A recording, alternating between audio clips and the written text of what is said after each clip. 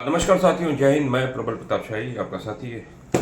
आज हिंडनबर्ग की रिपोर्ट आ गई। हिंडनबर्ग की रिपोर्ट जो अभी 18 महीने पहले अडानी के ऊपर आई थी कि अडानी की किस तरीके से ऑफशोर्स यानी शेल कंपनीज काफ़ी मॉरिशस में बनी हुई थी, उसके बारे में था। उनके भाई विनोद अडानी के ऊपर आरोप था कि किस तरीके से भारत से पैसा शाइफन ऑफ होकर बाहर जा रहा है और वहाँ पर शेल कंपनियों के माध्यम से फिर वापस हिंदुस्तान में शेयर में लग रहा है अडानी का और शेयर दाम बढ़ाए जा रहे हैं।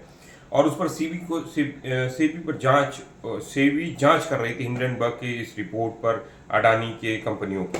लेकिन आज जो हिंडनबर्ग की जो रिपोर्ट आई है, जो रिसर्च की रिपोर्ट आई, वो सेबी के चेयरपर्सन माधवीपुरी बुच और उनके पति हैं धवल बुच, उन दोनों के बारे में आज बहुत बड़ा सनसनीखेज खुलासा हुआ है। वो सनसनीखेज खुलासा ये है कि अडानी ग्रुप के बाद हिंडनबर्ग पे ने इस बार सीधा सेबी पर हमला बोला है और हिंडनबर्ग के रिसर्च ने बताया कि अडानी घोटाले में इस्तेमाल की गई ऑफशोर संस्थाओं में सेबी चेयरपर्सन की हिस्सेदारी थी।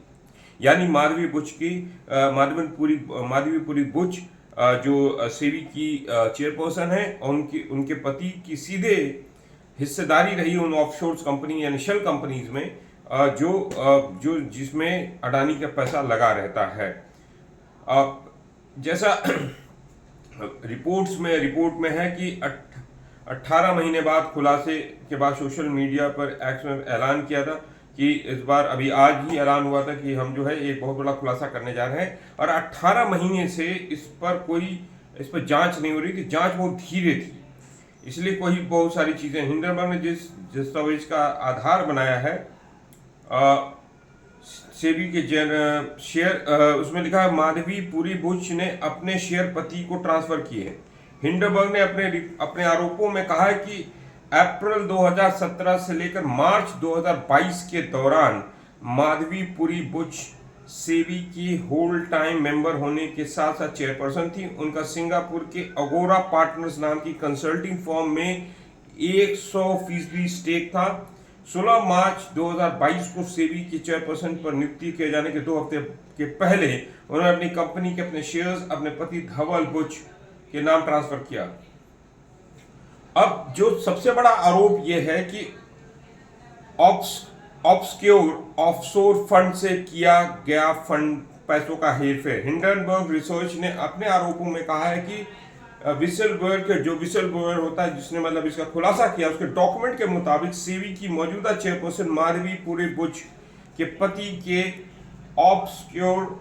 ऑफशोर फंड्स में हिस्सेदारी है। उसका इस्तेमाल अडानी के पैसों के हेरफेर करने में Adani money siphoning of scandal में इस्तेमाल किया गया है।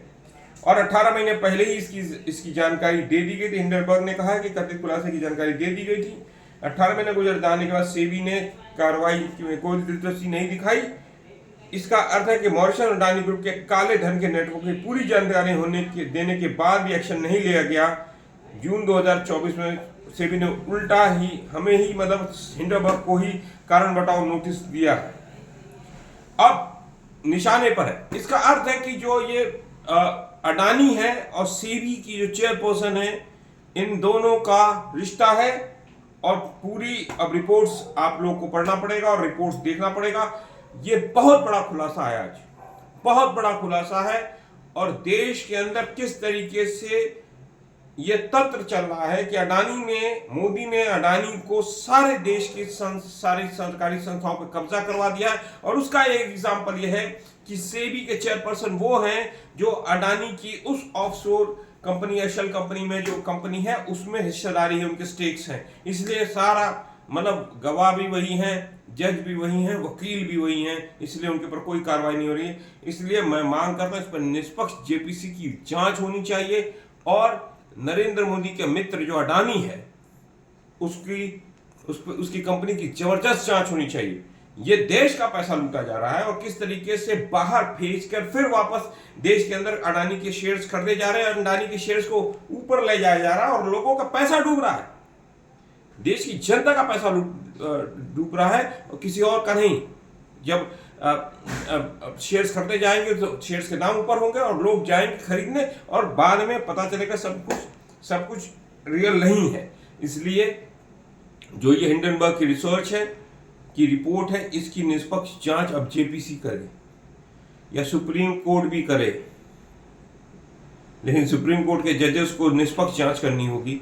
और जेपीसी की मांग तो हम करते हैं कि जेपीसी की मांग हो और जेपीसी इसकी वो करे और इस पर जबरदस्त कार्रवाई होनी चाहिए। ये देश की करोड़ों इन्वेस्टर्स जो शेयर मार्केट में इन्वेस्ट करते हैं उनके साथ धोखा हो रहा है और नरेंद्र मोदी ये धोखा करवा रहा है और इसमें नरेंद्र मोदी का इस्तीफा भी होना चाहिए। जय हिंद साथियों।